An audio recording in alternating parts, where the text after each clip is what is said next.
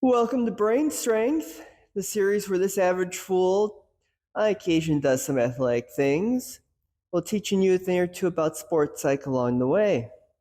I'm your host, RJ Lynch, and with my master's in sports psychology, let's get this thing on the road.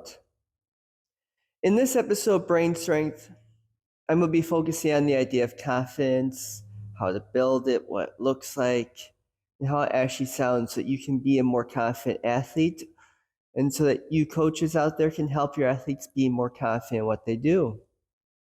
So the first step of confidence is to understand what I'm talking about, what it really is, what it looks like, some components to it, and then to build from there.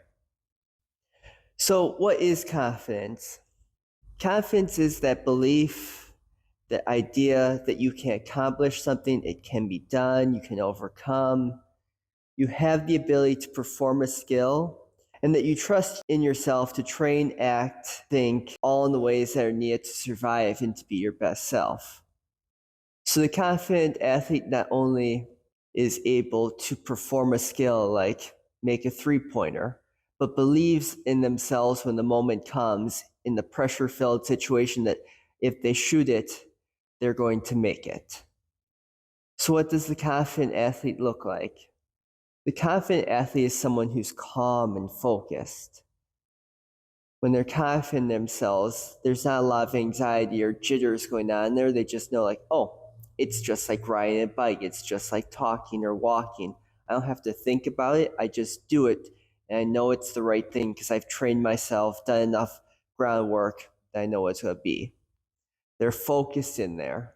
They know what they have to do the skill, to win the game, to do whatever they need to do. So they just lock in and they go all out. They show positive body language. You'll see confident athletes are usually walking around more open. They're here, hands on hips, with that look on their face of just straight seriousness. They know what they're doing. They move with a certain swag or an energy that you kind of look at as like, that person knows what they're doing. They are going to be there. A lot of times they have that almost killer look in their eye, like just scares you if you're the opponent, you're not as confident. They're very consistent. One of the ways that you get more confident in your ability is to be consistent with the things you do. So if you are missing 1 out of every 5 shots, you're probably pretty happy with that.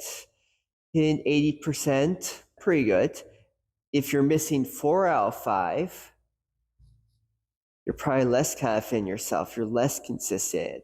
And then the next time that you pull up to make your move, to take your shot, do whatever you have to do, you're going to be hesitant. So that it's going to change mechanics. It's going to make you overthink things. One of the reasons that confident athletes are consistent is they've done things so much that it's just automatic. Every maneuver they make, every throw, every shot, every run, every jump, it's almost picturesque. It's almost the same as what they did before.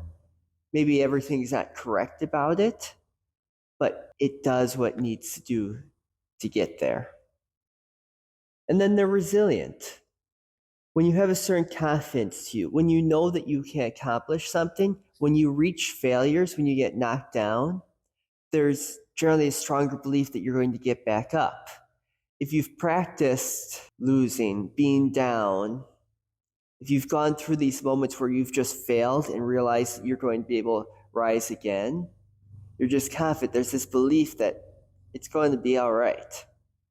And they work in tandem. The more you survive things, the more you get up, the better you are, the more confident. Vice versa, you have the unconfident athlete or the athlete that has no confidence. One of the biggest things I've ever noticed with these athletes is their body language. Whereas the confident athlete will look you in the eye, knows what they're doing, moves with swagger. Someone lacking confidence has their head down, maybe a little bit sway, some shaking. They just don't look comfortable wherever they're. They're very closed off, very here with things. They're trying to protect themselves, trying to protect their ego, their mind, their body. when they take shots or do whatever they do, throw the ball, run it, catch it, there's this look of their face of fear, of anxiousness. They're hesitant about it. There's a moment where they're that deer in the headlights, like that they just don't know if they're going to do it. They have no internal belief. It's just kind of a winging a prayer. They're letting Jesus take the wheel on things.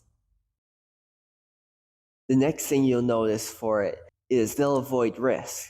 So a confident athlete, they'll try something new. They're going to put themselves out there because they know if they fail, they're going to be able to stand back up. They're going to rebound. They're going to get there.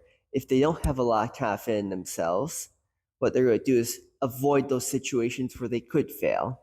They're going to stick to the same 3 moves that they're good at, or the ones that they have a little bit of confidence in. A lot of times, athletes lacking confidence will also be overcritical of themselves. And it's almost like an excuse.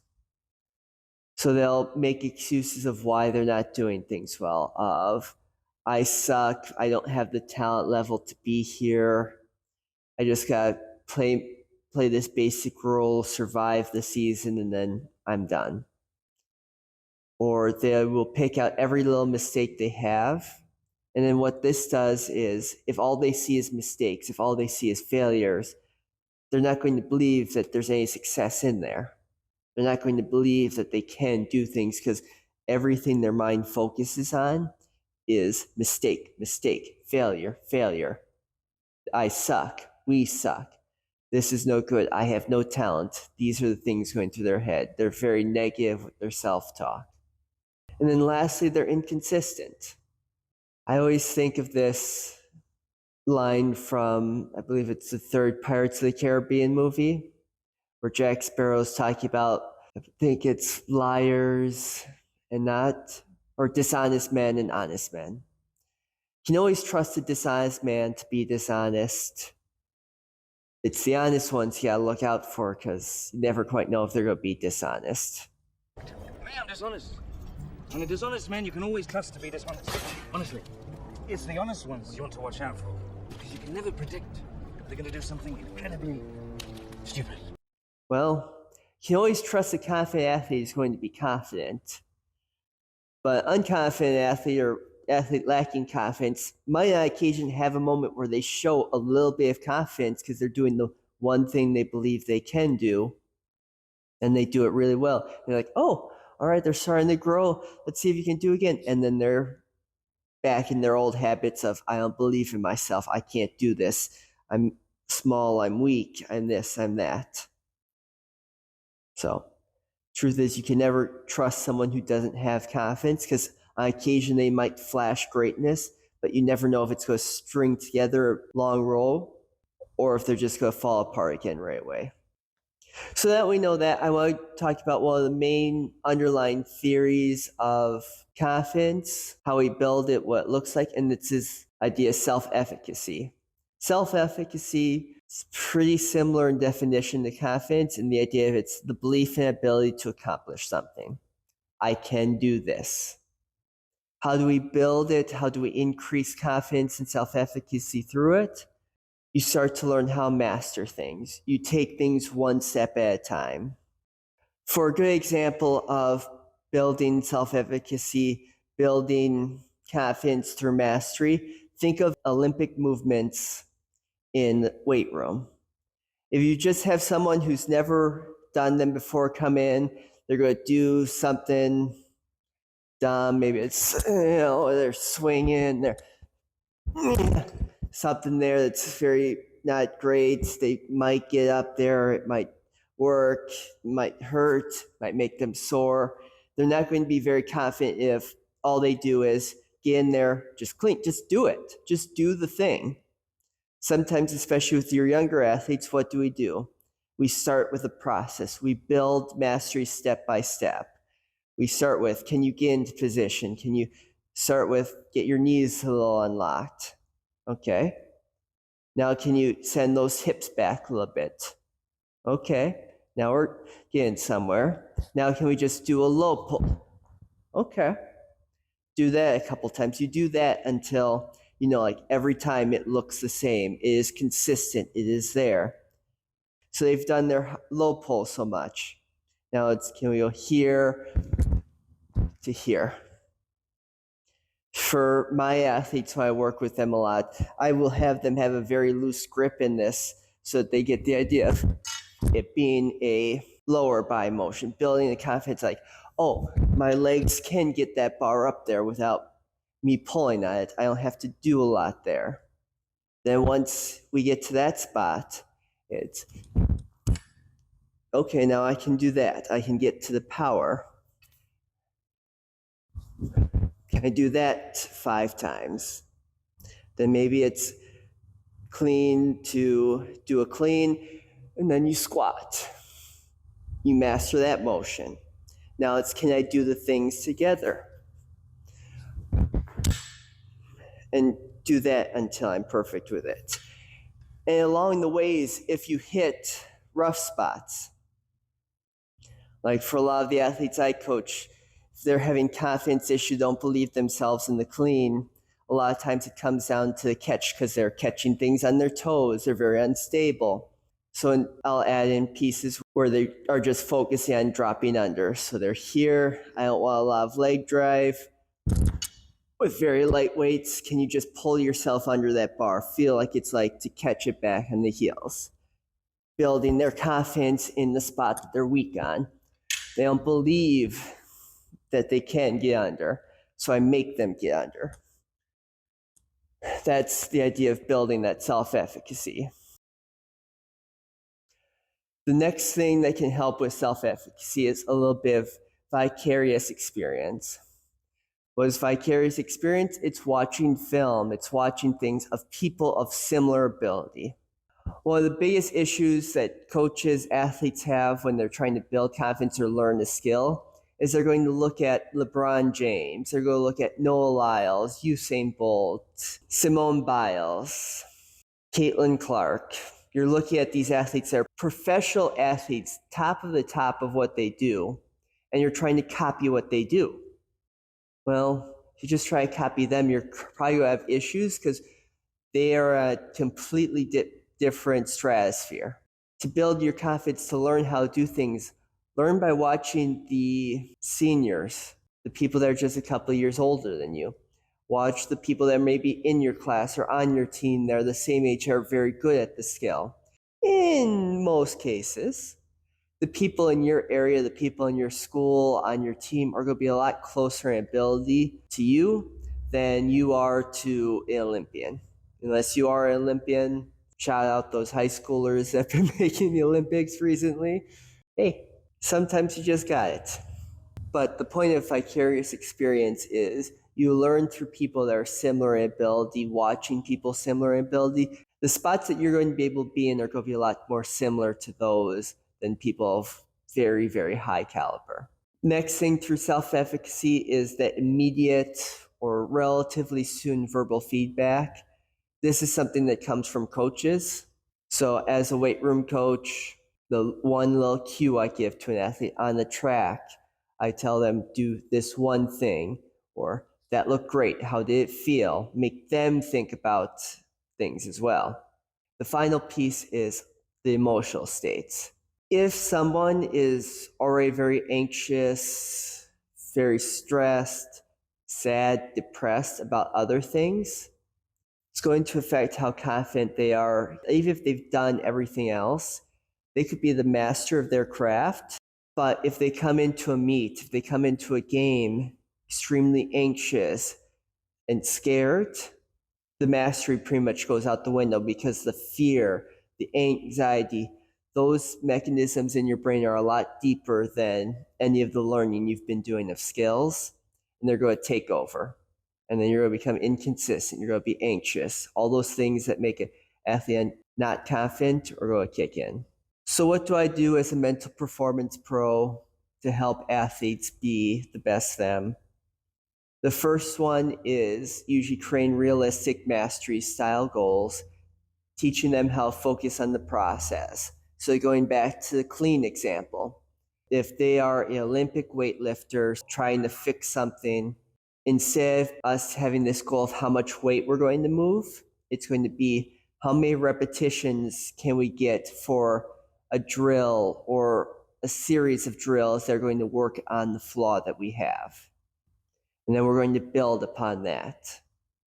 Next up is going to be success imagery. So we're going to have examples where you see yourself doing something very well, that you're at the end of a game or the crowd's cheering loud, or you just succeed and make that shot instead of missing it. And then role play. In the role plays, we work on how to do things successfully, slowly. It might be hitting positions, it might be doing things, putting you in scenarios where you might struggle with confidence and allowing you to succeed. Next up is self-talk evaluations, seeing how you're talking to yourself, seeing how things go, making you point out things that went well. And then lastly, I have my athletes track the good things that happen. So much of the time we focus on all the bad things, the one bad drill in practice, and that's what sticks with us the whole day. So I have my athletes say, pick out 2 good things that happened, 2 things you did really well in there. You can remember the thing you want to improve on, but also give me at least 2 things you did well, because that's how you're going to build the confidence. Oh, I can do those 2 things. Then you get to the next practice. I did those 2 things well again. And I didn't do that thing I screwed up on the same. I did something else wrong today. I still did those 2 things well. And then the next day, and then the next day. It's like, I am pretty good at those 2 things. And then from there, we just build on, okay, what are the common denominators and things you're not doing well? We go back to our goals, start hitting them off one by one until you're a super athlete, Olympian, winning championships, paying me lots of money because I did such a great job. Kidding. I can dream though. So what can the coaches do and what can some of the athletes do for themselves? First thing is progressive overload. This is the simplest thing that coach can do. Start your athletes light. I've known coaches that didn't care what the kids did back in high school. When they got to college, everybody started with the bar, 10 pounds on the bar, whatever it is, just very little weight. And then we're going to work up until we know that you're able to do those skills very well. You're going to do them perfectly, and then we're going to test out, figure out where you're at, and go from there, instead of just throwing you in and expecting you to be at the top of your game. Same thing with any other drills you do in sports. If you start from day one having kids do, let's say, 200 free throw shots, and on day one, they miss 150 of 200 shots, that is a really tough day.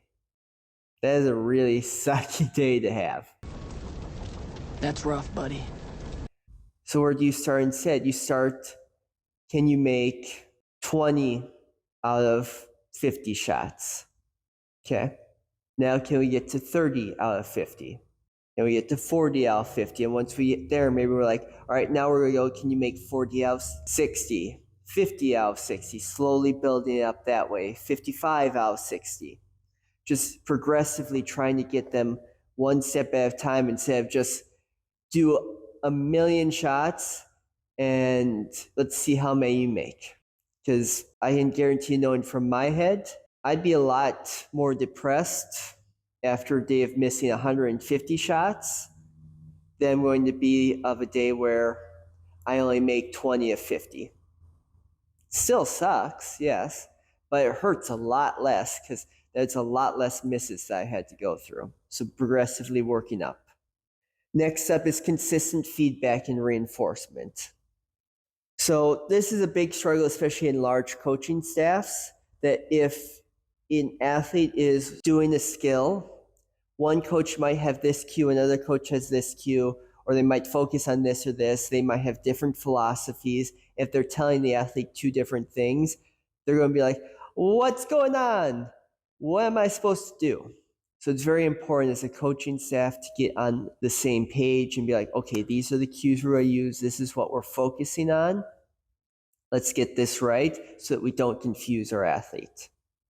And then with that, once you're on that same page, make sure you're giving the consistent feedback. If you see one person doing it wrong and another person doing it wrong, give them both the feedback. Don't just focus on one person. Give both people feedback. And the day after, you're giving the same feedback to them if they're still doing it wrong. Instead of one day you give it, don't give it for another 4 days, even though they screwed up for the days in between. It just doesn't help them out. And then also encourage them, like, we're very good as coaches of pointing out when things go wrong, but it's important as well that in tape, in drills, allowing the athlete that does something very well to know they're doing it well, to demonstrate it so that they build confidence that they're pretty good. Next up is creating an environment that allows for failure. If you're a coach that doesn't let your athletes try new skills, try new things in practice, they're never going to believe that they can expand, that they can do things outside of practice. As much as you might want to control every little bit, every motion, every action that your athletes take, because it puts you at ease as a coach, it doesn't help your athletes. Because, surprise, surprise, there's chaos in games, there's chaos in sport. And the athlete has to believe that they can adapt to chaos. And if they're never allowed to try new things, if they're never allowed to adapt to chaos in practice, they're never going to adapt to it in a game. So if your athletes are out there and they're trying something new, don't pull them out of drills. Don't pull them right away. If it's continuously leading to errors, then maybe you pull them out and then have a conversation like, hey, I see what you're trying to do out there. You're trying to adapt to this. But all I'm seeing is a lot of turnovers, so let's try adjusting here instead. Just getting them out there and being honest with them of why you're pulling them out instead of just seeming like that angry, pissed off guy that's upset because they're trying things. Explain to them why they're getting pulled out, what you want to see change, and how they can adapt while still working within your system. And then finally, simulate things. Simulate pressure, simulate moments where they might feel not so confident, and work with them. See how you can get them there so that they can be brave when the lights are on and the crowd's cheering. And with that, making the point that the game doesn't change. At no point in my many years of coaching, of working with athletes, have I ever seen the court get larger, the time change, the points scored by each basket change. Nothing changes when the crowd's there. So play the game. Teach them that the simulations and the game are the same thing. So that's all I have for today. If you have any concerns about an athlete lacking confidence or you yourself are lacking confidence, reach out to us at our website and let's see what we can do for you. Until next time, if I said anything today that offends you, I hope you can forgive me. And if you say anything in the comments that offends me, I'll probably forgive you. So until next time, brain strength out.